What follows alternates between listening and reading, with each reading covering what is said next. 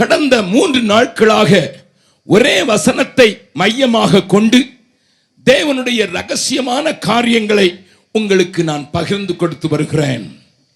இன்றைக்கு தான் என்னால் கூட்டத்திற்கு வர முடிந்தது சகோதரனே என்று சொல்லுகிறவர்களுக்காக அந்த வார்த்தைகளை சில நிமிடங்களிலே நான் மறுபடியும் சொல்லிக் கொடுத்து விட்டு பின்னதாக உங்களை நான் இன்றைய காரியத்தை முடிக்க விரும்புகிறேன். அப்போஸ்தலர் நடபடிகள் 13வது அதிகாரத்தின் 22வது வசனத்தை தான் நாம் தியானித்து வருகிறோம். பின்பு தேவன் அவனை தள்ளி, சவுலை தள்ளி தாவீதை அவர்களுக்கு ராஜாவாக ஏற்படுத்தி ஈசாயின் குமாரனாகிய தாவீதை என் இருதயத்துக்கு ஏற்றவனாக கண்டேன். எனக்கு சித்தமானவைகள் எல்லாம் அவன் செய்வான் என்று அவனை குறித்து சாட்சியும் கொடுத்தார். இந்த வசனத்திற்கு முன்னதாக நான் நடுங்கி குழம்பி போய் நின்றதை நான் முதல் நாளிலிருந்தே நான் உங்களுக்கு விளங்க வைத்துக் கொண்டிருக்கிறேன். ஏனென்றால் சிறு வயதிலிருந்தே ஆண்டவர் ஒருவரையும் தள்ள மாட்டார் என்று நான் சத்தியத்தை கேட்டிருக்கிறவன். ஆண்டவர் அத்தனை அன்பானவர் என்பதை நானும் வேதத்திலே தேடி தேடி கண்டுபிடிக்கிறவன். பாவியையும் அணைத்துக் கொள்ளுகிறவர், ஒருவனையும் புறம்பே தள்ளாத ஆண்டவர் என்று பிதாவினுடைய அன்பை உலகத்துக்கு காண்பிக்க வந்த இயேசுவும் செயல்பட்டதை நான் கேட்டேன், வாசித்தேன், தியானித்தேன், ஆனந்தம் அடைந்தேன்.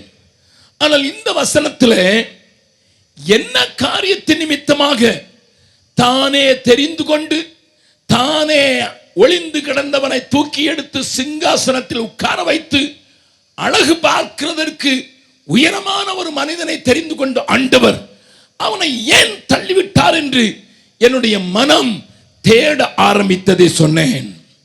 முதல் நாளிலே தேவன் தள்ளினவர்களை காட்டி என் வேதத்தில் இருந்து இவைகள் சம்பவிக்கிறதற்கான காரணத்தை பார்த்து சவுலுடைய வாழ்க்கையிலே அது நடந்ததோ என்று நான் கேட்டு பார்த்தேன். சாத்தானை, லூசிபரை, உன்னதங்களிலே இருந்த அவனை அவர் தள்ள வேண்டிய வந்தது. ஏனென்றால் தனக்காக சம்பாதிக்க ஆரம்பித்து விட்டான். தேவன் தந்த கிருபைகளை, தேவன் தந்த ஞானத்தை, தேவன் தந்த அழகை, தேவன் தந்த அலங்காரத்தை தன்னுடைய பொக்கிஷசாலை நிரம்பும்படியாக சம்பாதித்து அவன் மேட்டிமையானதினால் அவனை தள்ள வேண்டியிருந்து வேதத்தில் பார்த்தேன். ஆனால் சவுல் தனக்காக ஒன்றும் அப்படி சம்பாதித்ததாக வேதத்தில் நான் படிக்க முடியவில்லை. He was not killing people for his sake. தனக்கென்று வைத்துக் கொள்ள வேண்டும் என்பதற்காக அவன் செயல்பட்டதாக வேதத்தில் இல்லை. பின்னர் ஏன் அவனை தள்ளினார்? இரண்டாவது, லூக்கா 16வது அதிகாரத்திலே உக்கிரானக்காரன் ஒருவன் எஜமானுடைய காரியங்களை அழிக்கிறதாக சொல்லப்பட்ட அவன் தள்ளப்பட்டான் என்று இயேசுவே சொன்னதை காண்பித்தேன். கவனியுங்கள், நன்றாய் கவனியுங்கள். இயேசுவே சொன்ன அந்த காரியத்தை பார்த்து சவுல் அப்படி செய்தானா என்றால் அதுவும் எனக்கு புலப்படவில்லை. அந்த காரியம் அவனிலே நடந்ததாக இல்லையே, ஏன் ஆண்டவரே என்று கேட்டேன். சகோதரன் என்னப்படுகிற ஒருவன் பொருளாசைக்காரனாவது, விபச்சாரக்காரனாவது, வேசித்தனத்திலே நடக்கிறவனாகவாகுது இருந்தால் அவனை தள்ளி போடுங்கள் என்று பவுலே சொல்லுகிறார். அப்படி விபச்சாரம் செய்தானா என்று பார்த்தேன். இல்லை. ஏன் பின்னர் சவுலை தேவன் தள்ளினார் என்பதற்கு நான் மறுபடியும் காண்போது ஒளித்துக் கொண்டிருந்த அவனை மறுபடியும் வெளிச்சத்தில் கொண்டு வருகிற ஆண்டவரை 2வது நாளிலே காண்பித்தேன். பாவம் செய்து தன்னை ஒளித்துக் கொள்வதற்கு ஒப்புக் கொடுத்த ஆதாமும் ஏவாளையும் ஆண்டவர் உடுத்துவித்தார், ஆசீர்வதித்தார், பிள்ளைகளை தந்தார், கூடவே இழந்து போன பிள்ளையையும் திரும்ப தருகிறார் என்பதை பார்த்து நான் மனமுடைந்து போய் அப்படிப்பட்ட பாவம் செய்து விட்டானோ? இல்லையே. இரண்டாவதாக பயத்து நிமித்தம் தன்னை ஒளித்துக் கொண்ட மோசேயை காண்பித்தேன். அவனுடைய மறைவு 30 வருடங்கள் 3 மில்லியன், அதாவது 30 லட்சம் பேரை அடிமைத்தனத்தில் அள வைத்துக் கொண்டிருந்தது. அவனையும் ஆண்டவர் இழுத்துக் கொண்டு வெளிச்சத்தில் நிறுத்துகிறார் என்பதை நான் உங்களுக்கு காண்பித்தேன். அப்படி இருக்க ஒளித்துக் கொண்டிருந்த சவுலை தேவன் வெளிச்சத்திலே கொண்டு வந்து நிறுத்தினவர் அல்லவா என்பதை 2வது நாள் கூட்டத்தில் விளங்க பண்ணினேன்.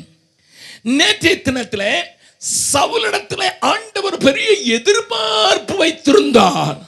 அந்த எதிர்பார்ப்புக்கு ஏற்றாற் போல் அவன் வாழவில்லை என்று 1 சாமுவேல் 11வது அதிகாரத்தில் இருந்து 15வது வசனம் வரை தேவன் ஏமாந்து போனதினால் தான் அவனை தள்ளினார் என்பதை, எதிர்பார்ப்பின்படி அவன் நடக்கவில்லை என்று சொல்லுகிற காரியத்தை நான் ஒவ்வொரு சம்பவமாக காட்டி விளங்க பண்ணினேன்.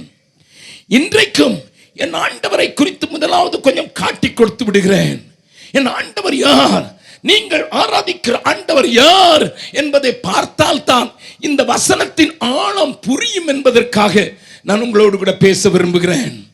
முதலாவது மறுபடியும் ஆதியாகமத்திலே இருந்தும் கடைசி புஸ்தகமாகிய மல்கியாவில் இருந்தும் நான் 2 காரியங்களை காண்பித்துக் கொடுக்க விரும்புகிறேன். நம்முடைய ஆண்டவர் யார் என்பதை பார்க்கலாம், வாசிக்கலாம். ஆதியாகமம் 4வது அதிகாரம். ஆதியாகமம் 4வது அதிகாரத்தில் இங்கே ஆதாமுக்கும் ஏவாளுக்கும் பிறந்த 2 பிள்ளைகளுடைய நடவடிக்கைகளை ஆண்டவர் எழுதி வைத்திருக்கிறார். காயின், ஆபேல் என்பவர்கள் ஆராதனையின் நிமித்தமாக, நன்றாய் கவனியுங்கள், காயின் தன்னுடைய தம்பியாகிய ஆபேலை வெறுத்தான், கொலையும் செய்து விட்டான். அதை குறித்து நான் விவரமாக பேச போகவில்லை. ஆனால் ஒரு காரியம் தேவனை காண்பிப்பதற்காக இந்த சம்பவத்துக்கு நேராக உங்கள் கவனத்தை திருப்ப விரும்புகிறேன். கொலை செய்தது மாத்திரம் அல்ல, இப்பொழுது ஆண்டவர் அங்கே கொலையாளியை பார்த்து விசாரணையில நிறுத்துகிறவரை போல ஆண்டவர் ஒரு காரியம் சொல்லுகிறார். வாசிக்கலாம். ஆதியாகமம் 4வது அதிகாரம் 9வது வசனத்தை வாசிக்கலாம். கர்த்தர் காயினை நோக்கி, உன் சகோதரனாகிய ஆபேல் எங்கே என்றார். உன் சகோதரனாகிய ஆபேல் எங்கே என்றார். அதற்கு இந்த காயின், நான் அறியேன், என் சகோதரனுக்கு நான் காவலாளியோ என்றார். சகோதரனுக்கு நான் காவலாளியோ என்கிறார். நன்றாய் கவனியுங்கள். உன்னதங்களில் வாசம் பண்ணி எல்லாவற்றையும் அறிகிற ஆண்டவர் அவனுக்கு முன்னதாக நின்று, எப்பா where is your brother என்று சாஃப்டாகத்தான் ஆரம்பிக்கிறார். எங்கப்பா அவன் தம்பி, 2 பேரும் சேர்ந்து விளையாடுவீங்களா, 2 பேரும் உட்கார்ந்து சின்ன பருவத்திலிருந்து இப்ப வரைக்கும் நீங்க விளையாடுவீங்களா, இப்ப வளர்ந்துட்டீங்க, அவன் வேலையை செய்யறான், நீ உன் வேலையை செய்யற, 2 பேரும் ஒன்னாதானடா எப்பவும் இருப்பீங்க, அப்பா அம்மா விட்டு ரொம்ப தூரமா போகிறவங்க இல்லையே, அவங்க வேலையை பார்க்கிறவங்க தானப்பா, எங்கப்பா அவன் தம்பி? கொலை செய்தவன், கொன்று போட்டவன், புதைத்து போட்டவன். ஆண்டவரையே திரும்பி கேட்கிறான், ஏயா நான் தான் அவனுக்கு வாட்ச்மேனா, நான் தான் அவனுக்கு காவலாளியா? வசனம் சொல்லுகிறது. அடுத்த வசனத்தை வாசிக்கலாம். அதற்கு அவர் என்ன செய்தாய்? உன் சகோதரனுடைய இரத்தத்தின் சத்தம். Hey, you murdered your brother. அவன் உனக்கு என்ன தீமை செய்தான்? அவன் உனக்கு என்ன தீங்கு செய்தான்? உனக்கு என்ன துரோகம் செய்தான்? உன்னுடைய பொருளை எடுத்து கண்டானா? இல்லையே. உன் சொத்தை பிடுங்கி கொண்டானா? இல்லையே. உன்னுடைய காரியங்களிலே ஈடுபட்டு அவன் இடையிலே நுழைந்து குழப்பி போட்டானா? இல்லையே.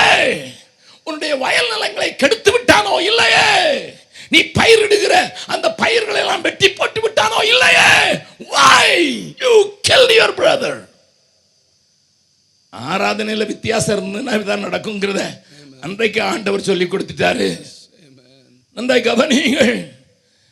ஆண்டவர் கேட்கிறார், என்ன செய்தான்? His blood is crying unto me. அவனுடைய ரத்தம் கூப்பிடுகிறது. இப்பமாவது அவனுக்கு அறிவு வந்திருக்க வேண்டும். Lord, I made a mistake. நான் ஒரு தவறு செய்து விட்டேன் என்று சொல்வதற்கு முடியவில்லை. அடுத்த வசனத்தை வாசிக்கலாம்.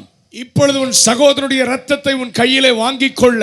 இப்பொழுது உன்னுடைய சகோதரனுடைய இரத்தத்தை உன் கையிலே வாங்கிக் கொள்ள. கையிலே வாங்கிக் கொள்ள. தன் வாயை திறந்த இந்த பூமியில் நீ சபிக்கப்பட்டிருப்பாய். நீ சபிக்கப்பட்டிருப்பாய். நீ நிலத்தை பயிரிடும் போது அது தன் பலனை நீ உனக்கு கொடாது. இது உனக்கு கூடாது. நீ பூமியில் நிலையற்று அலைகிறவனாய் இருப்பாய் என்றார். பூமியிலே நிலையற்று அலைகிறவனாய் இருப்பாய். I want to give a punishment. I want to take revenge. I want to pronounce a judgment. பூமியில நிலையற்றவனாய் இருப்பேன். நல்லா கவனிங்க. உடனே இவர் கவுண்டர் ஆர்குமெண்ட் கொடுக்கிறார் பாருங்க. அப்பொழுது காயின் கர்த்தரை நோக்கி, எனக்கு இட்ட தண்டனை என்னால் சகிக்க முடியாது. Too much.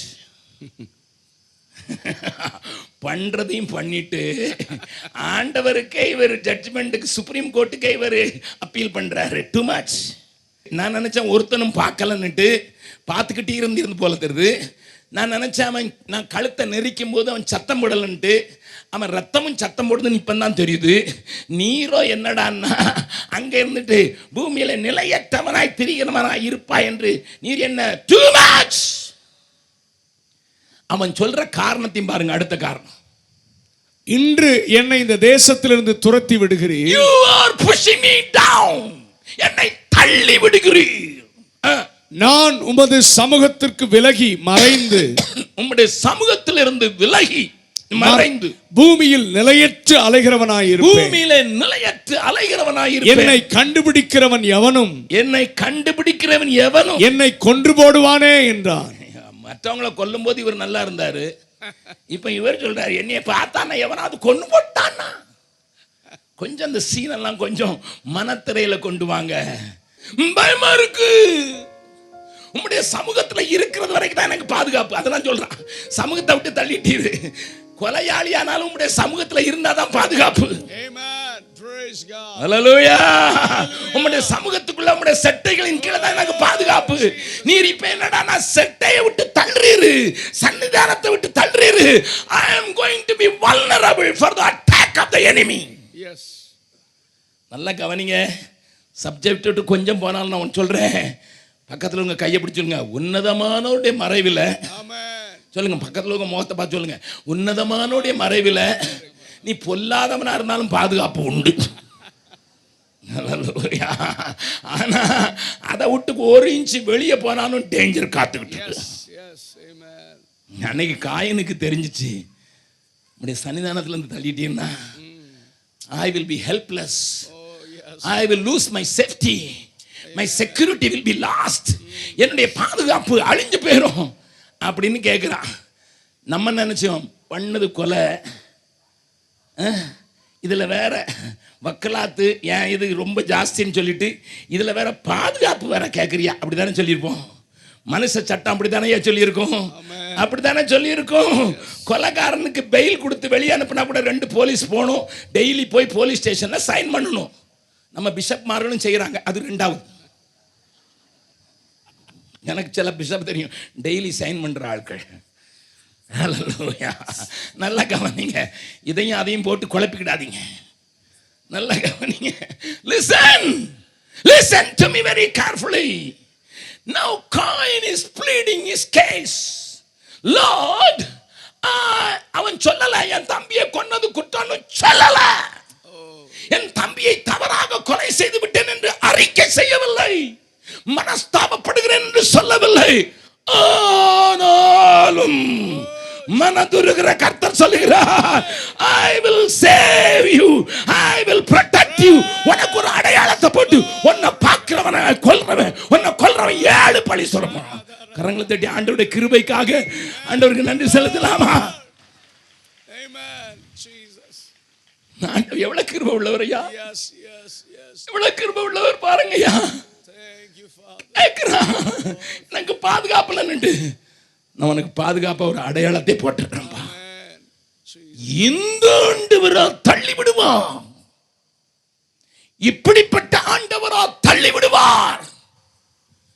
கவனியுங்கள், கவனியுங்கள். தேவனை குறித்த அறிவு ஜனத்துக்கு இல்லாததினால் தான் சீரழிகிறது. இன்னொரு காரியத்தை காட்டி கொடுக்கிறேன். திருப்புங்கள் மல்கியா தீர்க்கதரிசியின் புஸ்தகம் 2வது அதிகாரம். மல்கியா தீர்க்கதரிசியின் புஸ்தகம் 2வது அதிகாரத்தில் ஆண்டவர் என்ன சொல்லுகிறார் என்பதை அழகாக தீர்க்கதரிசி சொல்லுகிறான். அந்த வசனம் நம்மை உருக்க வேண்டியும், விசேஷமாக கன்னியாகுமரி டிஸ்ட்ரிக்டில் இது எல்லா வீட்டு சுவர்களிலேயும் எழுதப்பட்ட வேண்டிய அவசியம் உண்டு. வாசிக்கலாமா?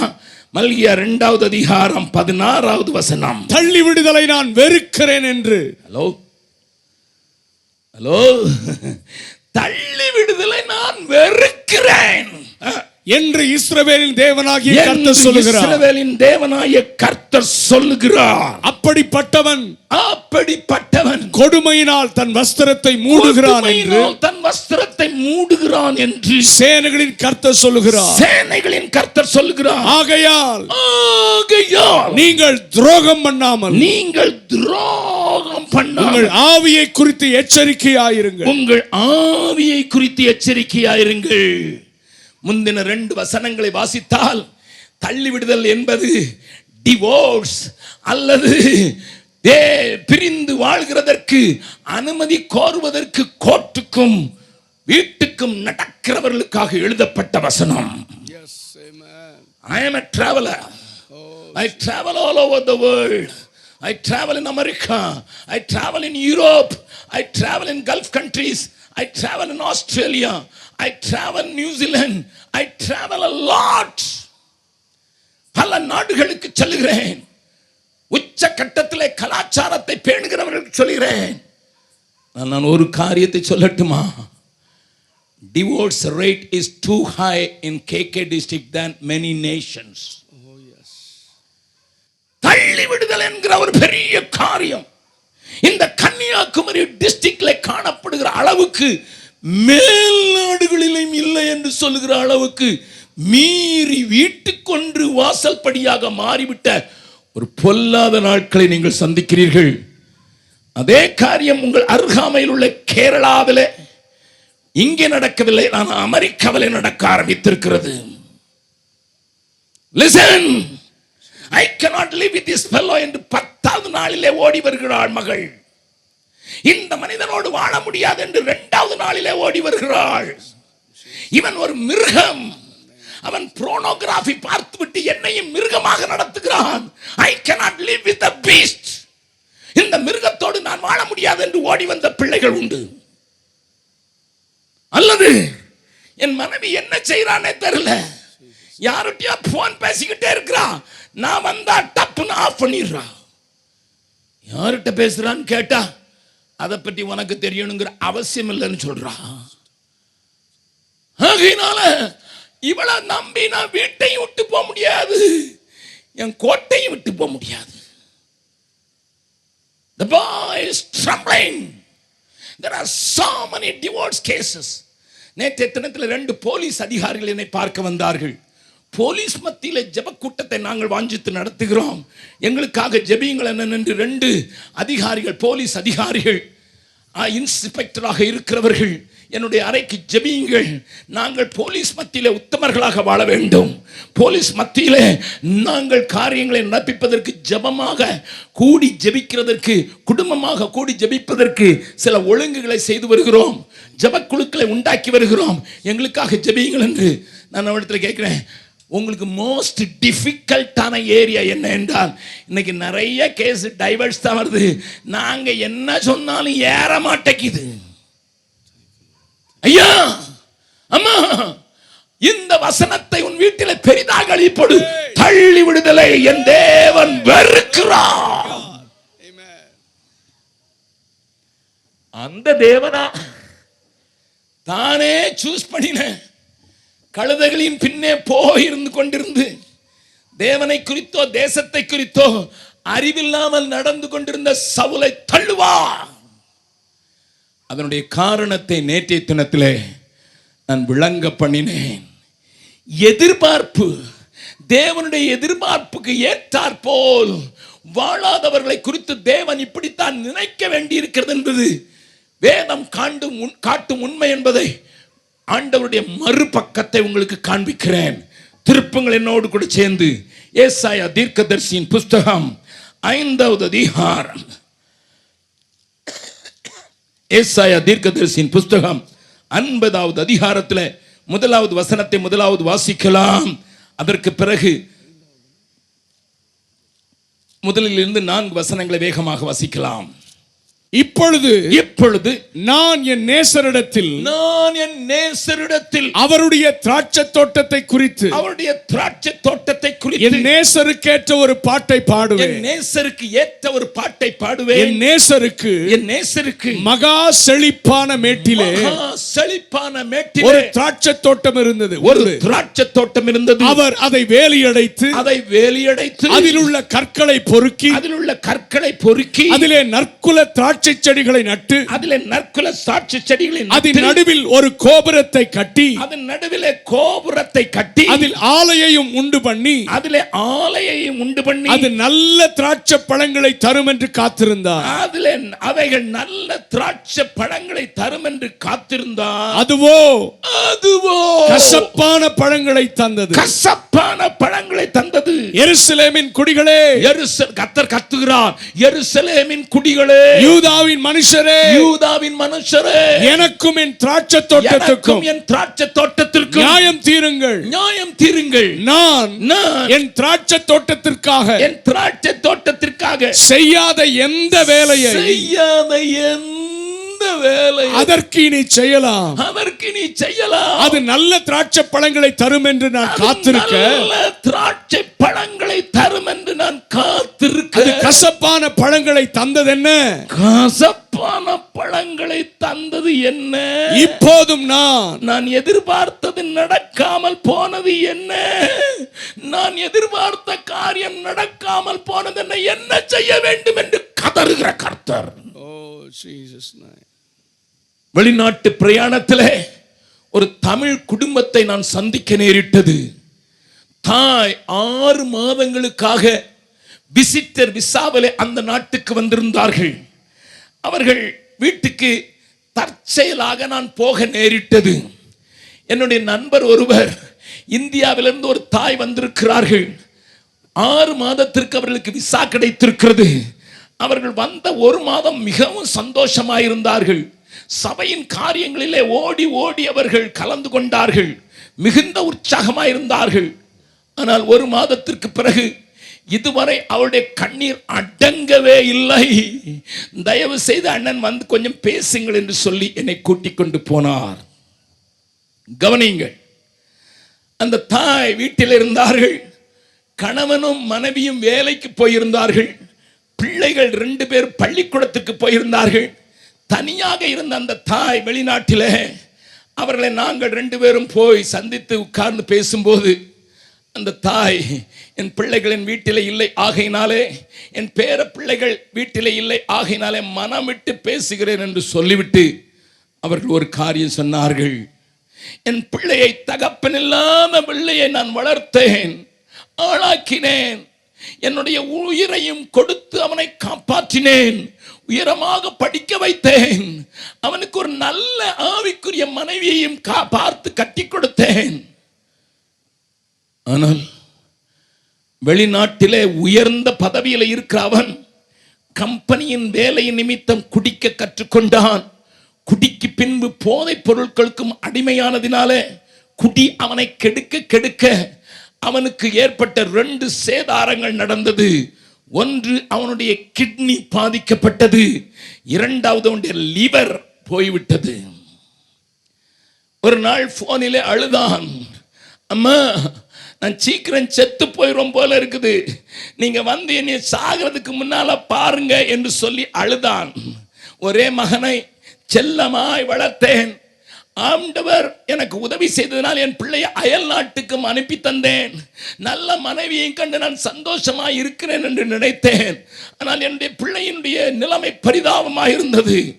அவன் என்னை வந்து இறங்கின மறுநாளே டாக்டர் இடத்துல, அவனை பார்க்கிற டாக்டர் இடத்துல கொண்டு போன போது அந்த டாக்டர் சொன்னார், அம்மா உங்கள் மகன் உங்களை அன்பின் நிமித்தம் வரவழைக்கவில்லை, அவனை காப்பாற்றிக் கொள்வதற்குத்தான் உங்களை அழைத்திருக்கிறான் என்று சொன்னபோது இடி விழுந்தது போல் இருந்தது.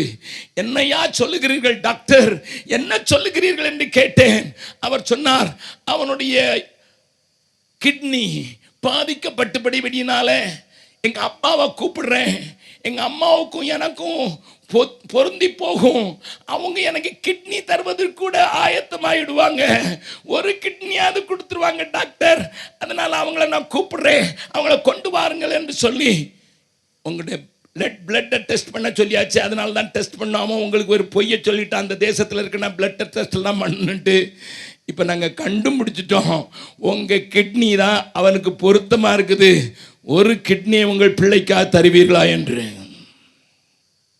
ஐயா, வெளிநாட்டில் வந்து என்னுடைய ஒரு கிட்னி போனாலும் பரவாயில்லை, என் பிள்ளை வாழ வேண்டும் என்று சொல்லி உறவினர்களுக்கு தெரியாமல், ஊரார் அறியாமல் என்னுடைய ஒரு கிட்னியை என் பிள்ளைக்கு கொடுத்து, இப்பொழுது எனக்கு அந்த வேதனை இருந்தாலும் அதை காட்டிக் கொடுக்காதபடி, காட்டிக்கொள்ளாதபடி, பாரமானவைகளை தூக்காதபடி என்னை காத்து கொண்டு வந்தார். 2வது மாதத்துல மறுபடியும் அந்த டாக்டர் கூப்பிட்டார், உங்களுடைய மகனுக்கு லிவரும் பாதிக்கப்பட்டிருக்கிறது, can you give a piece of liver என்று கேட்டார்.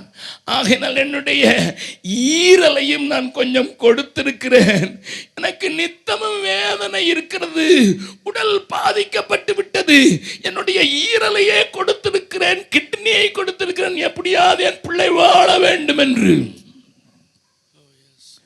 நான் அவர்களை பார்த்து சொன்னேன், தாயே, நீ கற்பத்திலே 10 மாதம் சுமந்ததை காட்டிலும் அவனுக்காக பசியாய் பட்டினியாய் இருந்து நீ அவனை பெற்றதை காட்டிலும் இப்பொழுது ஏராளமான தானத்தை செய்திருக்கிறீர்களே, விதவையாய் இருந்து பிள்ளையை வளர்த்தீர்கள், இப்பொழுது அதை காட்டிலும் பெரிதான ஒரு நன்மையை செய்திருக்கிறீர்கள் என்று சொல்லும்போது அவர்கள் அழுகையோடு சொன்னார்கள், நான் அதற்கு அளவில்லை, இந்த பாஸ்டரை கேட்டு பாருங்கள், 1 மாதம் மிகுந்த சந்தோஷமாகத்தான் இருந்தேன், கிட்னியை கொடுத்த பிறகு சந்தோஷமாகத்தான் இருந்தேன், படுக்கும் போது வேதனை வந்தது, நான் மற்ற காரியங்களை செய்யும் போது வலி வந்தது, ஆனால் நான் அழுது கொண்டுதான் இருக்கவில்லை. என்னுடைய லீவரை டாக்டர்கள் கேட்ட போது வேதனை அதிகமாயிற்று, ஆனால் நான் மறுக்கவில்லை. ஆனாலும் என்னுடைய ஈரலின் ஒரு பங்கை தன்னுடைய பகுதியில் டிரான்ஸ்பிளான்ட் பண்ணி ஏற்றிருக்கிற மகன், என்னுடைய கிட்னியை தன்னுடைய உடம்பிலே பொருத்தி இருக்கிற மகன், முன்னை காட்டில் இப்பொழுது 2 மடங்கு குடிக்கிறான். ஐயா, that makes me cry. அது என்னை அழ வைக்கிறது. நான் எதிர்பார்த்தேன், இந்த காரியத்தை நினைத்தாயிலும் அவன் மனம் திரும்பி விடுவான், திரும்பவும் தன்னுடைய பழைய வழிக்கு திரும்பி விட்டான். அழாமல் என்னையா செய்வது? போதகரை கேட்டு பாருங்கள், இன்னும் 15 நாட்களுக்குள் இந்த நாட்டை காலி பண்ணி நான் போக வேண்டும், என் மகனுக்காக நான் வேறு எதை ஐயா செய்வது? சொல்லுங்கள் ஐயா, சொல்லுங்கள். I expected my son to live a holy life, a peaceful life, a prosperous life, ஒரு பெரிய செழிப்பான வாழ்க்கை வாழ வேண்டும் என்று நான் நினைத்தேன். ஆனால் அவனோ என்னுடைய கிட்னியை பெற்றுக்கொண்ட பின்னர் இன்னமும் குடிக்கிறான் என்றால் எத்தனை சீக்கிரத்திலே அதையே இழந்து விடுவான். இனி என்னையா செய்வது? அவனுக்கு செய்யாததை நான் என்ன செய்வது என்று அழுத காட்சி என்னை ஏசாயா 5வது அதிகாரத்துக்கு நேராகவே திருப்பிற்று. ஆண்டவரும் அதேதானே சொன்னார். ஆகையினால் தான் ஆண்டவர் என்ன சொல்கிறார்? 5வது வசனத்தையும் 6வது வசனத்தையும் வாசிக்கலாம். இப்பொழுதும் நான் என் திராட்சை தோட்டத்துக்கு செய்வதை, என் திராட்சை தோட்டத்துக்கு செய்வதை உங்களுக்கு அறிவிப்பேன். அதன் வேலையை எடுத்து போடுவேன், அது மேய்ந்து போடப்படும், அதன் அடைப்பை தகர்ப்பேன், அது மிதியுண்டு போ, அதை பாழாக்கி விடுவேன், அதன் கிளை நறுக்கப்படாமலும் களை கொத்தி எடுக்கப்படாமலும் போவதினால் முட்செடியும் நெரிஞ்சலும் முளைக்கும், அதன் மேல் மழை பெய்யாதபடிக்கு மேகங்களுக்கும் கட்டளையிடுவேன் என்கிறார். மேகங்களுக்கும் கட்டளையிடுவேன். I am so mad. I have to remove the whole vineyard from my sight. என்ன காரணம்? நான் காத்திருந்தேன், நான் எதிர்பார்த்தேன், அதற்காக கற்களை பொறுக்கினேன், வேலியை அடைத்தேன், கோபுரங்களை ஆங்காங்கே கட்டி வைத்தேன், திராட்சை குண்டுகளை உண்டாக்கினேன். But I am cheated. Oh yes, amen. Jesus. I am deceived. Jesus name. ஆனா அதை நான் செய்ய முடியாம தவிக்கிறேன் என்று சொல்லுகிற நேசரின் சத்தத்தையும் அங்கே கேட்கலாம். இந்த கூட்டத்தில் தேவனை எதிர்பார்க்கிற அளவுக்கு வாழ முடியாமல் தத்தளித்து அவரை விட்டு தூரம் போய் கசப்பான கனிகளை உன் குடும்பத்திற்கும் உன் சபைக்கும் உன் தேசத்திற்கும் தந்து கொண்டிருக்கிறாயோ? தேவன் ஏமாற்றத்தோடு நிற்கிற காட்சியை கொஞ்சம் பார்க்க மாட்டாயா? உன் தேவன் தயக்கத்தோடு உன் முன்னதாக நின்று நான் என்ன செய்யட்டும்பா, இன்னும் என்ன செய்யட்டும், எனக்கு டைம் முடிஞ்சிட்டே, கிருபையின் காலம் முடிஞ்சிட்டே. அந்த தாய் சொன்னது போல 15 நாள் தான் இருக்குது, என்ன செய்யறதுன்னு தெரியல, அழத்தான் தெரியுது. இன்றைக்கு ஒன்று செய். என்னில் நன்மை இல்லாமல் இருந்தும் என்னை தள்ளிவிடாத ஒரு நல்ல ஆண்டவர், என்னில் ஒரு நன்மையும் இல்லாமல் இருந்தும் என்னை தள்ளிவிடாத ஒரு ஆண்டவருக்கு நான் துரோகம் செய்ய மாட்டேன். ஏனென்றால் துரோகம் செய்ததினால் தான் மனைவியை தள்ளிவிடுகிறார். நான் துரோகம் செய்ய மாட்டேன். ஓசியாவின் புத்தகத்தில் சொல்லியிருக்குது, ஒரு வேசியை பார்த்து பேசி நீ சொல்லு, இனி துரோகம் பண்ணாதம்மா, நீ துரோகம் பண்ணாத, நான் உன்னை ஏற்றுக்கொள்வேன் என்று சொல்கிற நல்ல ஆண்டவர் உண்டு. Will you say, I will not deceive you. I will respect your expectation. I will live according to your expectation என்று சொல்லுவாயோ? நான் என்னுடைய ஜெப பங்காளர்கள் கூடி வந்த போது சொன்னேன், ஆபிரகாமிடத்தில் ஆண்டவர் எதிர்பார்த்ததெல்லாம் கொஞ்சம் தான். வசிக்கலாம். ஆதியாகமம் 18வது அதிகாரத்தில் ஆண்டவர் ஆபிரகாமிடத்தில் எதிர்பார்த்ததெல்லாம் கொஞ்சம் தான். என்ன சொல்லுகிறார் பாருங்கள், 17வது வசனத்தில், 18வது அதிகாரத்தின் 17வது வசனத்திலிருந்து, அப்பொழுது கர்த்தர் ஆபிரகாம் பெரிய பலத்த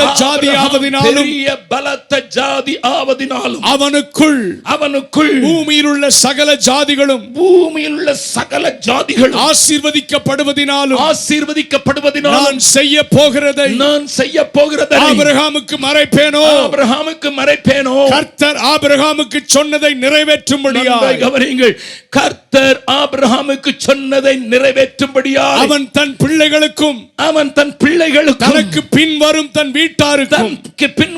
வீட்டாருக்கும் நீங்கள் நீதியையும் நியாயத்தையும் செய்து கர்த்தருடைய வழியை காத்து நடவுங்கள் கட்டளையிடுவான் என்பதை அறிந்திருக்கிறேன் என்றார். This is my expectation from Abraham. Abraham தன்னுடைய பிள்ளைகளுக்கு சொல்லுவான், தன்னுடைய சந்ததிக்கு சொல்லுவான், கர்த்தருடைய வழியிலே நடவுங்கள் என்று. ஆகையினால் சோதோம் கொமோராவை அழிக்க போகிறதை நான் மறைக்க மாட்டேன். Oh yes, amen, Jesus. That was just an expectation from the Lord. Thank you, Lord. ஆனா அந்த அதிகாரத்தை போய் படிங்க. அழிக்க போற பகுதிக்காக கெஞ்சுவான் என்று எதிர்பார்க்கவில்லை. ஐயா, ஆண்டவர் எதிர்பார்க்காததையும் செய்வான்.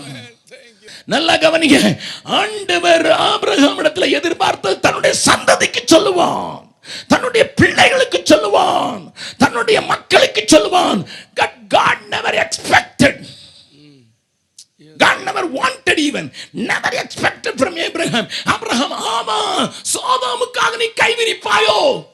நான் எதிர்பார்க்கலடா, நான் எதிர்பார்க்கலப்பா ஆபிரகாமே, நீ இத்தனை நல்லவன் நான் எதிர்பார்க்கல. கரங்களை தட்டி உயரமாக அந்த தேவ மனிதனுக்காக, அவனுடைய சந்ததி என்று சொல்கிற நாம் கை தட்டலாமா? ஆபிரகாமின் சந்ததியே, உன் சந்தானத்திற்காகவும் உன் குடும்பத்திற்காகவும் மாத்திரம் கவலை கொள்வாயோ? இல்லை, ஆபிரகாமின் பிள்ளை நான் அழிகிற சோதோமுக்காக கையேந்துவேன். பரிந்து பேசுவேன், பிச்சைக்காரன போல இருப்பேன்.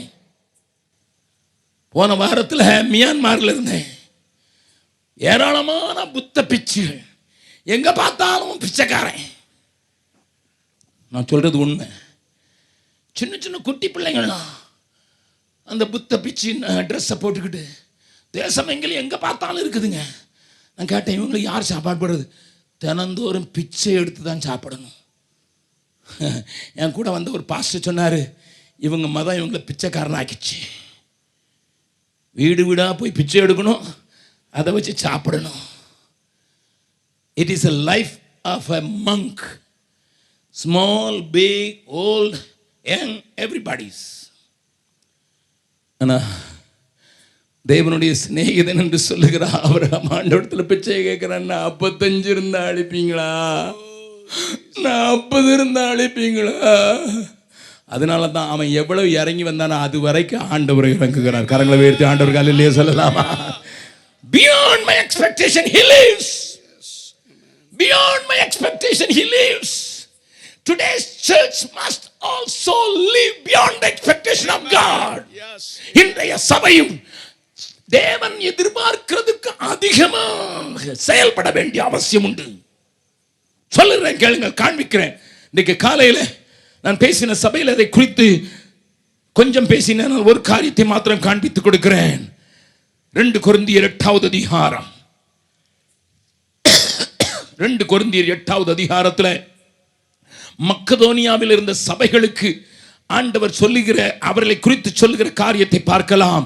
2 கொரிந்தியர் 8வது அதிகாரம். அவருடைய நிலைமையை 2வது வசனத்தில் வாசித்து விட்டு 5வது வசனத்தை வாசிக்கலாம். அவர்கள் மிகுந்த உபத்திரவங்களினாலே சோதிக்கப்படுகையில் கொடிய தரித்திரமுடையவர்களாய் இருந்து தங்கள் பரிபூர்ண சந்தோஷத்தினாலே மிகுந்த உதாரத்துவமாய் கொடுத்தார்கள். மேலும் நாங்கள் நினைத்தபடி மாத்திரம் கொடாமல் தேவனுடைய சித்தத்தினாலே முன்பு தங்களை தாமே கர்த்தருக்கும் பின்பு எங்களுக்கும் ஒப்பு கொடுத்தார்கள். 3வது வசனத்தை வாசிக்கலாம். மேலும் அவர்கள் தங்கள் திராணிக்கு தக்கதாகவும் தங்கள் திராணிக்கு மிஞ்சியும் கொடுக்க தாங்களே மனதுள்ளவர்களாய் இருந்தார்கள் என்பதற்கு நான் சாட்சியாய் இருக்கிறேன். They could give only this much. இவ்வளவுதான் கொடுக்க முடியும், அவ்வளவுதான் திராணி. நாங்களும் அவ்வளவுதான் நினைச்சோம். தரித்திரர்கள் தான், கொடிய தரித்திரத்தில் வாழ்கிறவர்கள் தான், ஆனா அவ்வளவுதான் கொடுக்க முடியும் நினைச்சோம். ஆனா அங்க நினைச்சபடி இல்லை.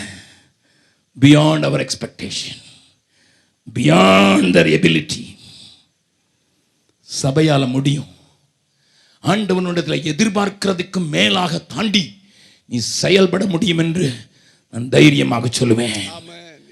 காலையிலே நான் சொன்ன சாட்சியிலே ஒரு காரியத்தை சொல்கிறேன். பூட்டானுக்கு ஆண்டவரை கொடுப்பது நம்முடைய கடமை என்று நாங்கள் உணர்ந்தோம். ஊழியத்திலே மிஷனரிகளாக பீகாருக்கு கடந்து சென்றிருக்கிற நாம், பீகாரிலிருந்து தான் புத்த மதம் பூட்டானை ஆக்கிரமித்துக் கொண்டிருக்கிறது என்று நாங்கள் உணர்ந்தோம். இங்கே உங்க ஊரை சேர்ந்த டாக்டர் ராஜேஷ் தத்தி இங்கே இருக்கிறார். அவர் போய்விட்டு வந்த காட்சிகளை உங்களுக்கு சொல்வார்கள் என்றால் நீங்கள் கண்ணீர் வடிக்காமல் இருக்க முடியாது. புத்த மதத்தினாலே ஒரு மனிதன் செத்து போனான் என்றால் அவனை புதைக்க முடியாது உடனடியாக. அவனை என்ன செய்வார்கள்? ஒரு பெரிய குழியை வெட்டுவார்கள். ஒரு கட்டையிலே அந்த பிணத்தை தலைகீழாக தொங்க போடுவார்கள். அதை கட்டி வைத்திருப்பார்கள். புத்த பிச்சு அங்கே வந்து அவன் விரும்புகிற எல்லா ஆகாரத்தையும் உண்டு சொல்லி அந்த ஊரார் அனைவருக்கும் விருந்து கொடுத்த பின்பு அவன் புதைக்கலாம் என்று சொன்னால் தான் புதைப்பார்கள். கவனியுங்கள் என் அருமை சகோதரர்களே. புத்த மதத்தை இன்றைக்கு வேகமாக மேலை நாடுகளிலே பரப்பிடுகிறார்கள். The religion of peace என்று சொல்லுகிறார்கள். தலாய் லாமா இந்த உலகத்தில் சுற்றி வருகிறார்.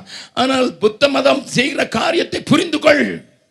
ஒரு குழியை வெட்டி மரித்து போன அந்த சரீரத்தை தலைகளாக தொங்கவிட்டு அது நாரும் அழுகும் புழுவைக்கும் புதைக்க கூடாது.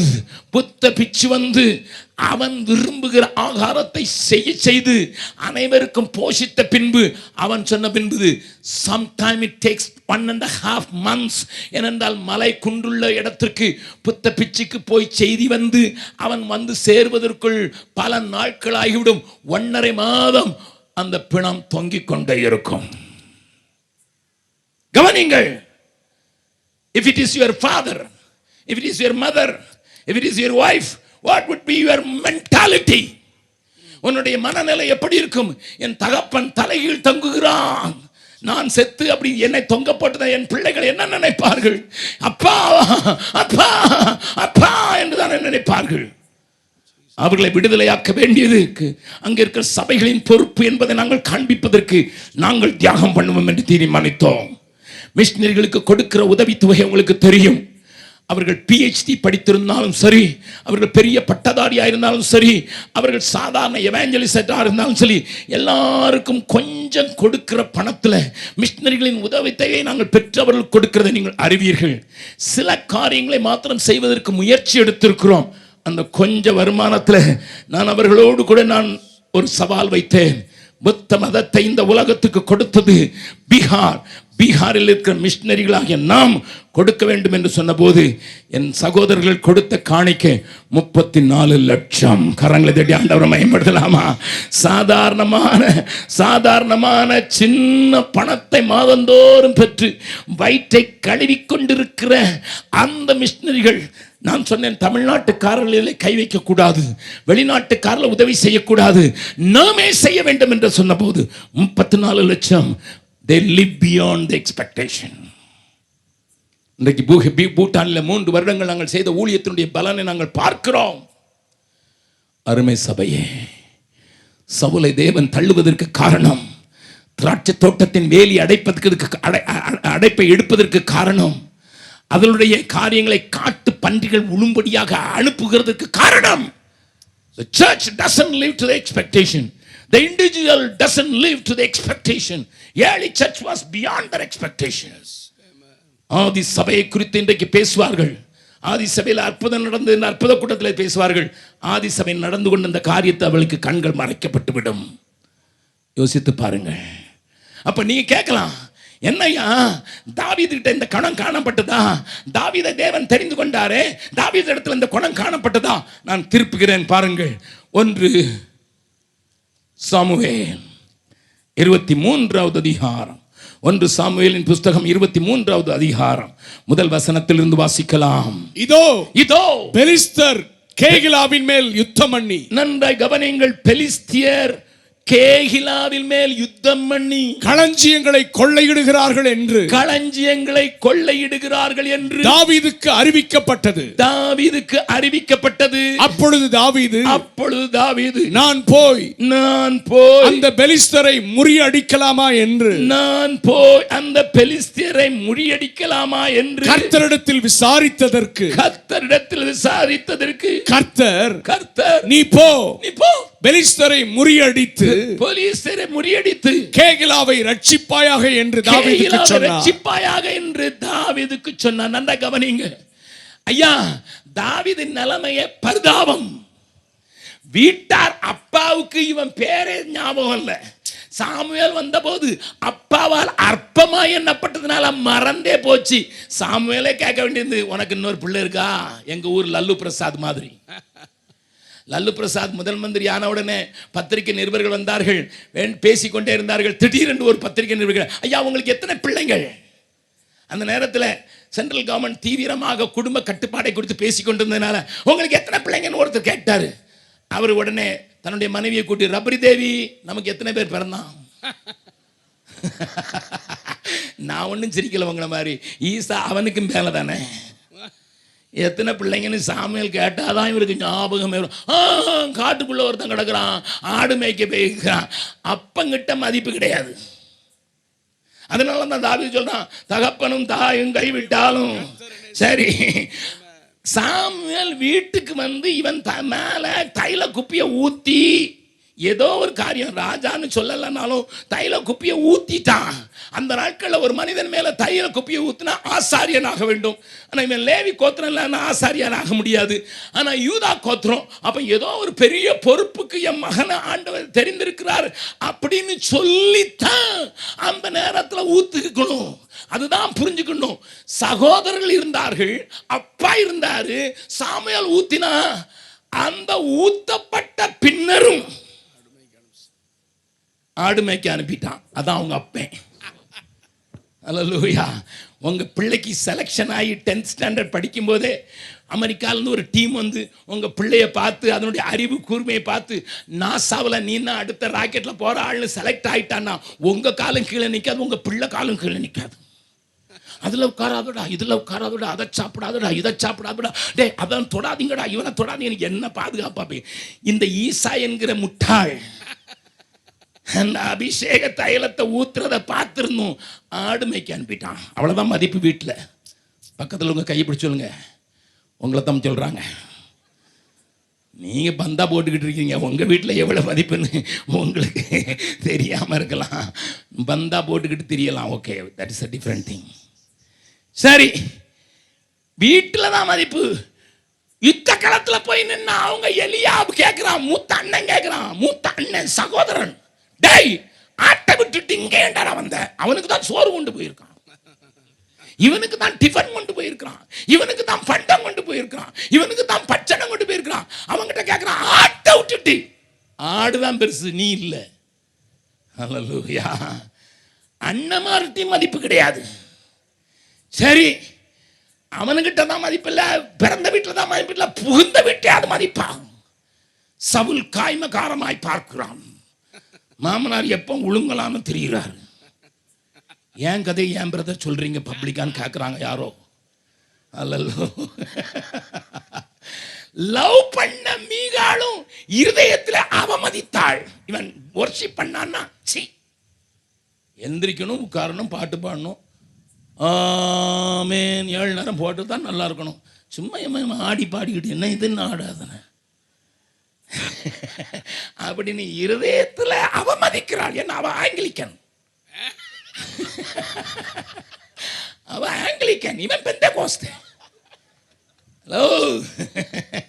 அதனால இருதயத்தில் பெஞ்சாதியும் ஏற்றுக்கொள்ளல, சகோதரர்கள் ஏற்றுக்கொள்ளல, அங்க அப்பாவும் ஏற்றுக்கொள்ளல, மனைவியும் ஏற்றுக்கொள்ளல, மாமனாரை ஏற்றுக்கொள்ளல, மச்சானாவது ஏற்றுக்கொண்டானா, ஃப்ரெண்டா இருந்தான். ஆனா கஷ்டம் வந்தவன அரண்மனைக்கு போயிட்டான், உன காட்டிலே விட்டுட்டு போயிட்டான், அங்கேயும் கை விட்டுட்டான். பக்கத்தில் அவங்க கை பிடிச்சவங்க, மச்சானாலும் நம்பாதீங்க, வசதியை தேடி போயிடுவான். வசதி இருந்துன்னா ஒட்டுவான், இல்லைன்னா ஓடிடுவான். அதாவது மச்சான்னா பெஞ்சாதியுடைய, சிலருக்கு பெஞ்சாதியுடைய மச்சானோட ரொம்ப ஒட்டு. தான் சொந்தக்காரனோட தன்னோட அண்ணன் தம்பியோட ஓட்ட மாட்டான், ஆனால் பெஞ்சாதியுடைய சொந்தக்காரத்துக்கெல்லாம் ஓட்டான மச்சான். ஹலோ. அதனால தான் நம்ம ரொம்ப ஃப்ரெண்டானா கூப்பிடுறது மச்சான், ஏ மச்சி, அதெல்லாம் காரணம் தான், மச்சானோட ஒட்டு. ஒருத்தட்டி மதிப்பு இல்லாத ஆடு, வீட்டில் மதிப்பு இல்லை, சோறு கிடைக்கல, கூட கொஞ்சம் பேர் வச்சிருக்கான். ஆசாரியன் அபியத்தாட்ட போய் சோத்துக்கு என்ன மாதிரி வழி உண்டா சொல்லு. அவன் சொன்னான், நேற்று எடுத்து வச்ச அப்பம் புளிச்சு போயிருக்குது, அதனால வைக்க முடியாது, அதனால வெளியே தூக்கி போடுறது போல வச்சிருக்கேன்.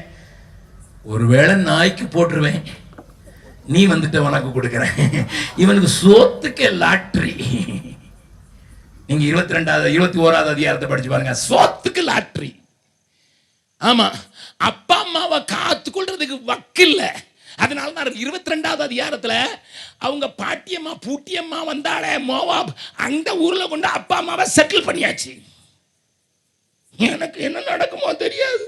அது வரைக்கும் நீங்க பாத்துங்க, எங்க அப்பா அம்மா வந்துட்டு மோவாப் தேசத்துல ராஜாத்துல கொடுத்தாச்சு, அப்பா அம்மாவை செட்டில் பண்ணியாச்சு. இவன் ஒவ்வொரு மலையா சுத்திக்கிட்டு திரிகிற ஆளு. இப்போ இவனுக்கு செய்தி வருது, என்னது, கேகிலாவின் குடிகளை பெலிஸ்தியர்கள் கொள்ளையிடுகிறார்கள். உங்க நிலைமை எப்படி இருந்ததுன்னா நீங்க என்ன போய் ஆண்டோட்ட கேட்பீங்களா? எனக்கு வேலை இருக்கா, இதுல ஏதாவது செய்யறதுக்கு எனக்கு வேலை இருக்கா, எனக்கு வேலை இருக்கா? நிச்சயமா கேட்க மாட்டோம். ஏன்னா பக்கத்து வீட்டில் கள்ளன் சத்தம் போட்டாச்சுன்னா நம்ம பூட்டு சரியா இருக்கான்னு பார்க்குற ஆட்கள். பக்கத்து வீட்டுக்காரன் கள்ளன் கள்ளன் கள்ளன், நம்ம பூட்டு சரியா இருக்குதா பாருடி, அப்படிதானே பார்ப்போம். ஆனா தாவீத பாருங்க ஐயா, தாவீத பாருங்க, தனக்கு பலம் இல்லாமல் இருந்த போதிலும், தனக்கு வழி இல்லாமல் இருந்த போதிலும், தனக்கு வாழ்த்துதல்கள் இல்லாமல் இருந்த போதிலும், தனக்கு வரவேற்பு இல்லாமல் இருந்த போதிலும், அவன் மேல் இருந்த அபிஷேகம், பெலிஸ்தரை அழிப்பதற்காக கொடுக்கப்பட்ட தேவ அபிஷேகம், பெலிஸ்தரின் கையில் இருந்து தன்னுடைய ஜனத்தை விடுதலையாக்குவதற்கு தேவன் தந்த அபிஷேகம் கிரியை செய்து ஆண்டவர்ட்ட போய் கேட்கிறான், ஆண்டவரே நான் போட்டுமா, நான் போட்டுமா? அவன் பெலிஸ்தன் எப்படி எங்க ஆளுங்களை கொள்ள எழுவான்? ஒரு கோலியாத்த கொண்டது போனாது, இவன் அவ்வளவு மிரட்டணும், அவன் ரத்தம் துடிக்குது. Beyond the expectation, beyond the borders.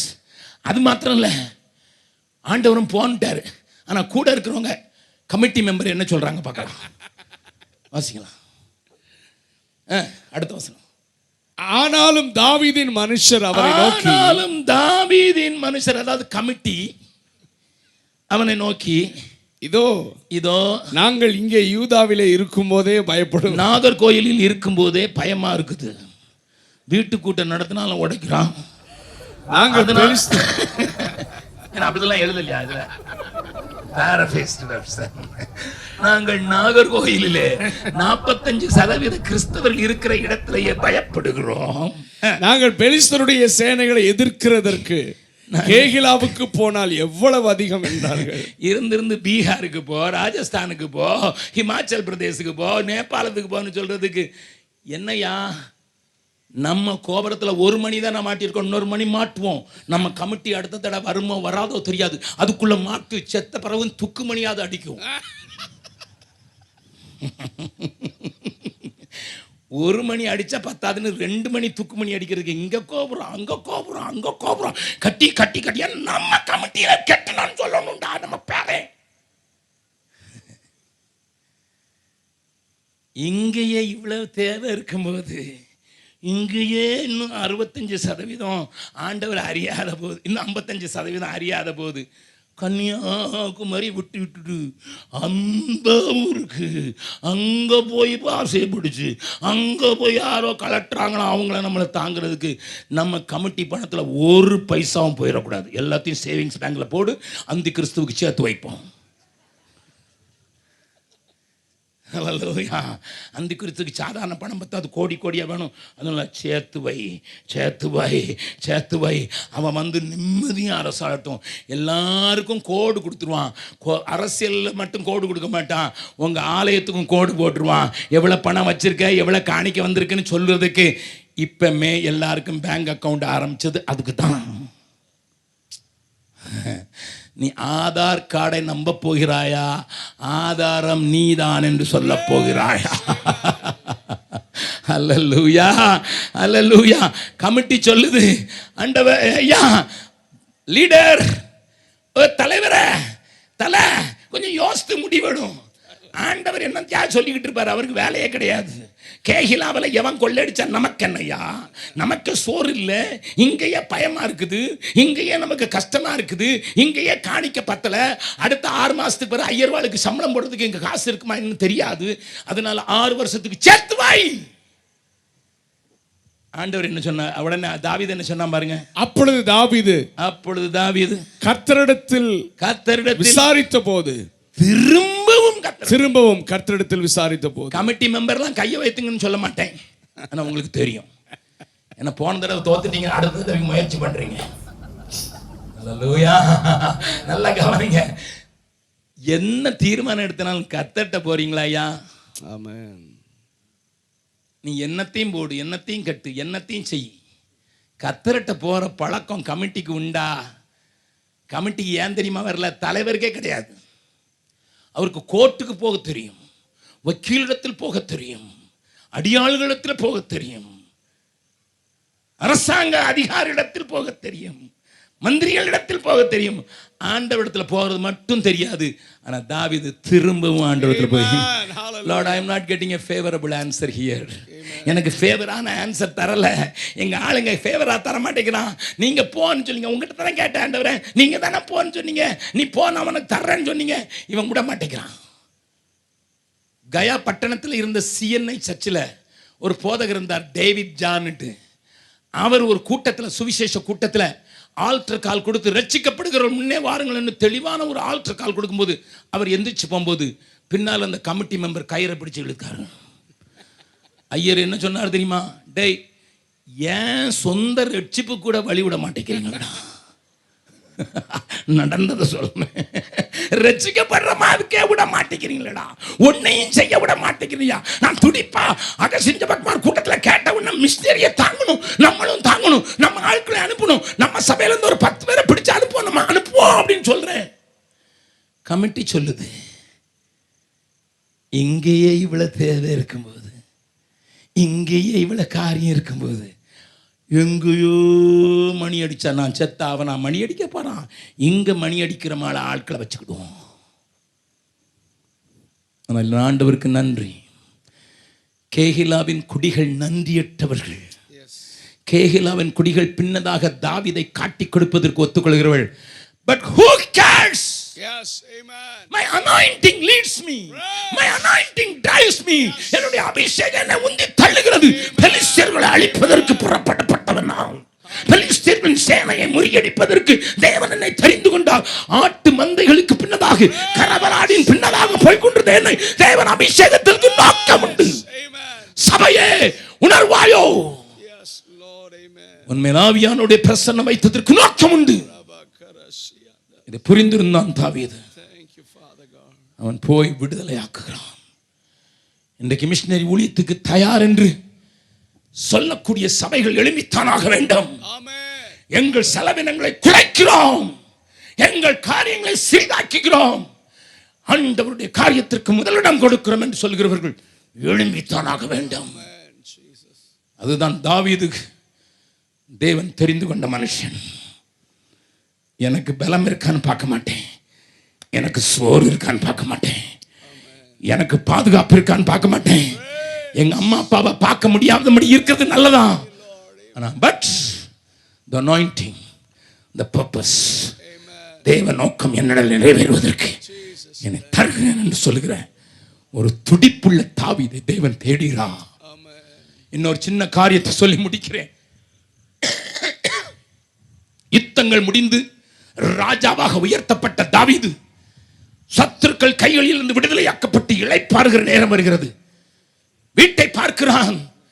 காடுகளிலே திரிந்த நான், மரங்களின் மத்தியிலே நடந்த நான், இப்பொழுது கேதுரு மரங்கள் பாய்ச்சப்பட்ட நல்ல வீட்டிலே குடியிருக்கிறேன். Everything is beautifully arranged, beautifully managed. நினைவு வருகிறது, ஐயோ என் ஆண்டவருடைய பெட்டி திரைகளுக்குள்ளே இருக்கிறது. I must do something. அவன் உடனே தீர்க்கதரிசி அழைக்கிறான், நாத்தானை அழைக்கிறான். உங்களுக்கு தெரிந்திருக்கிற வார்த்தைகள் தான். 2 சாமுவேல் 7வது அதிகாரத்தில் நாத்தான் அழைக்கிறான். நாத்தான், என்னுடைய கன்சர்னை பாரு, என்னுடைய இருதயத்தை பாரு. நான் மச்சு பாவப்பட்டு கேதுருக்களால் பொருத்தப்பட்டு மரங்களால் நேர்த்தியாக்கப்பட்டிருக்கிற இந்த அறையிலே சுகமாய் இளைப்பாறும்போது என்னை உயர்த்தினவரும், தகப்பனும் தாயும் கைவிட்டாலும் என்னை கை தூக்கி எடுத்தவரும், என் சகோதரர்களுக்குள்ளே என்னை உயர்த்தி காண்பித்து கோலியாத்தினுடைய வெற்றியை அவர்களுக்கு காணிக்கையாக்குவதற்கு உதவினவரும், என்னை ஆடுகளின் பின்னே இருந்து எடுத்து சிங்காசனத்தில் உட்கார வைத்தவருமாய் அவருடைய ஆலயம், அவருடைய ராஜ்யம், அவருடைய வேலை, பெரிய வேலையை நான் செய்கிறேன். உங்களுக்கு தெரியும், ராத்திரியில் சொன்னான், நீ கட்ட மாட்டாய், உன் குமாரன் தான் கட்டுவான். பரவாயில்ல ஆண்டவரே, பரவாயில்ல, நீங்க எனக்கு கட்டுறதுக்கு அனுமதி கொடுக்கல, டிராயிங் கொடுத்தீங்களா? டிராயிங் கொடுங்க, டிராயிங் கொடுங்க, டிராயிங் கொடுங்க. மாதிரி வரைபடத்தை தேவனிடத்திலிருந்து வலுக்கட்டாயமாய் பெற்றுக் கொள்கிறோம். I want to have the drawing, I want to have the plan, I want to have the structural drawing, give me. அந்த படத்தை தான் தாலமோனு கொடுத்தான். கொடுத்து கெட்டுடான்னு சொல்லல, அதை கட்டுவதற்குரிய அனைத்தையும் சேகரித்து வைத்திருக்கிறேன். என்ன கட்டக்கூடலை, நான் கட்டாட்டாலும் நீ கட்டுவோப்பா. நான் உனக்கு பொண்ணு தாரேன், நான் வெள்ளி தாரேன், மரங்களை தாரேன், பல விதமான கற்களை தருகிறேன், நீ கட்டு, நான் உதவி செய்கிறேன். What is missionary life? What is missionary service? You go, I help. I don't have the grace to go. I am not called to go. You are called to go. You have got a grace to go. But we will also do, even though we are not called, we will make everything ready so that you and me can build a palace for the coming king. வரப்போகிற ராஜாவுக்கு நாங்கள் இணைந்து நாம் கட்டுவோம். அந்த கட்டு முடிகிற நாளிலே மகிமை நிரப்பும். ஆசாரிகளும் நிற்கக்கூடாத மகிமை அந்த ஆலயத்தை நிரப்பும். அதை இந்த தேசம் காணப்போகிறது. இந்தியாவிலே தேவன் உயர்ந்திருப்பார், பூமியிலே தேவன் உறைந்திருப்பார் என்று சொன்னால் அந்த பூமியிலே என் இந்தியாவும் அடக்கம். என் இந்தியாவிலே தேவன் உறைந்திருப்பார். யாக்கோபின் தேவன் நமது உயர்ந்த அடைக்கலமாக உயர்ந்திருப்பார். அவரிடத்தில் ஜனங்கள் ஓடி வருவார்கள், ஜாதிகள் ஓடி வருவார்கள். நாங்கள் அந்த காரியத்தை புரிந்து கொண்டோம். தேவனுடைய எதிர்பார்ப்பையும் தாண்டி கிரியை செய்வதற்கு எங்கள் பிள்ளைகளை, எங்கள் பொருளை, எங்கள் நேரத்தை, எங்கள் ஜெபத்தை, எங்கள் தாளந்துகளை கொடுக்கிறதற்கு ஆயத்தமாகிறோம் என்கிறவர்களை தேடி வந்திருக்கிறார். அவன் தான் என் சித்தம் செய்வான். அவனை என் மனதிற்கு ஏற்றபடி கண்டேன், அவனை உயர்த்தப் போகிறேன் என்று வந்திருக்கிற ஆண்டவருக்கு என்ன பதில் சொல்ல போகிறீர்கள்? எல்லாரும் கண்களை மூடும். ஒரு நிமிடம் இந்த வார்த்தைகளை யோசித்து பாருங்கள். தள்ளாத ஆண்டவர், பாவியையும் தள்ளாத ஆண்டவர், எதிர்பார்ப்புக்கு ஏற்றாற்போடி வாழாத ஒருவனை தள்ளி எதிர்பார்ப்பையும் தாண்டி கிரியை செய்கிற ஒரு மனுஷனுக்காக அவர் கிரியை செய்து அவனுடைய விருப்பத்தை நிறைவேற்றினது உண்மை என்றால், என் குடும்பத்தில், என் வாழ்க்கையில் நிறைவேற்ற வேண்டும் என்று சொல்லுகிற 2 கரங்களை உயர்த்தி,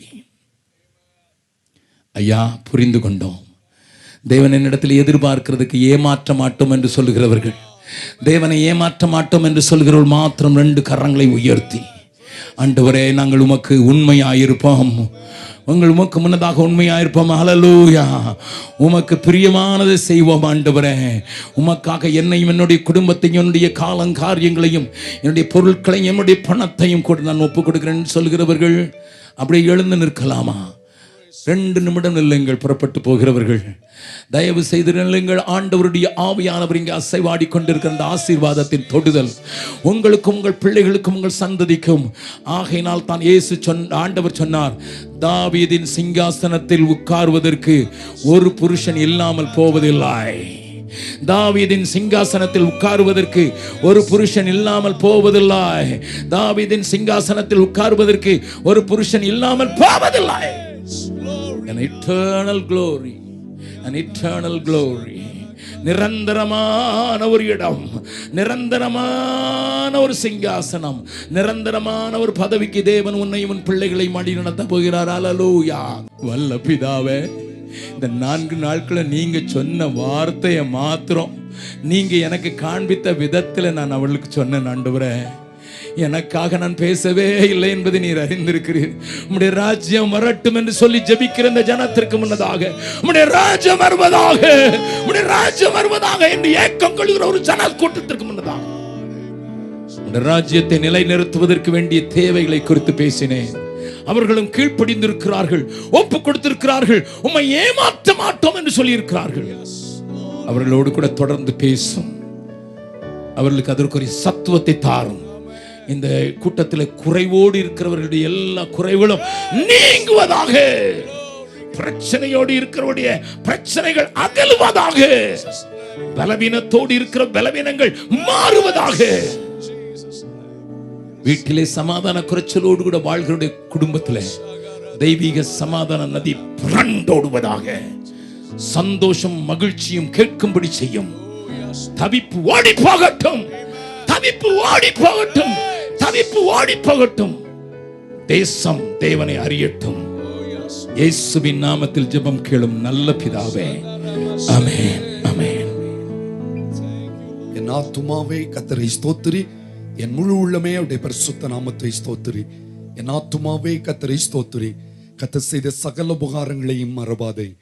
நம்முடைய கர்த்தரும் இரட்சகருமாகிய இயேசு கிறிஸ்துடைய கிருபையும் பிதாவாகிய தேவனுடைய அன்பும் பரிசுத்த ஆவியானுடைய அந்யோன்ய ஐக்கியமும் நம் அனைவரோடும் விசேஷமாய் நம் நடுவில் இந்த 4 நாட்களும் தேவனுடைய சத்தத்தை தொனிக்க பண்ணின தம்முடைய தாசனோடும் குடும்பத்தோடும் இந்த ஜெம் ஸ்தாபனத்தின் ஊழியங்களோடும் இங்கு வந்திருக்கிற அனைவரோடும் உலகமெங்கும் உள்ள பரிசுத்தவான்களோடும் இன்றும் என்றும் சதா காலங்களிலும் இயேசுவின் வருகை பரியந்தம் நிறைந்தும் நிலைத்தும் இருப்பதாக. ஆமென்.